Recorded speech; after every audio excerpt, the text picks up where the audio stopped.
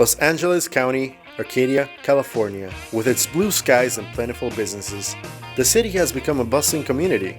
Its breathtaking scenery and devotion to nature defines Arcadia as a beautiful place. And to better appreciate its beauty, it is important to know how this city came to be. This is Arcadia, the garden of Southern California. Before Arcadia was a city, it was just open land, and for thousands of years, that land was inhabited by the Tongva Native Americans. They were very peaceful tribes. Didn't cultivate much because they lived the land. They didn't have to fend for themselves much. They contributed very little to the land because they lived off of it.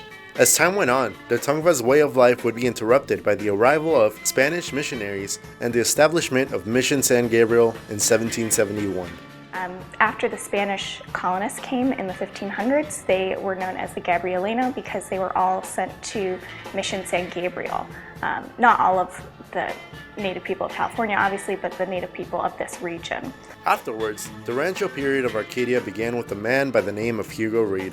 In 1845, he, along with his Tongva wife and children, bought the Mexican land grant for Rancho Santa Anita. After ownership of the rancho passed from person to person, the grant eventually passed its way down to Elias Jackson Baldwin, better known by his nickname, Lucky Baldwin.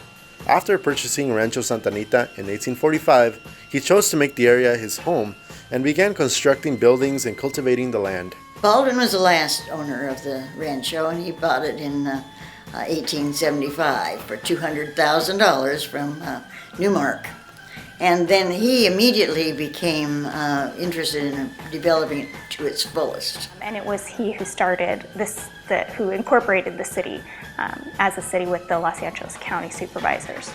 With the coming of the 1900s, Arcadia was starting to grow steadily after its incorporation in 1903. But despite the progress made towards the city itself, trouble showed itself in the form of worldwide depression and war. Stay tuned for part 2 when we cover Arcadia from the 1900s to modern times.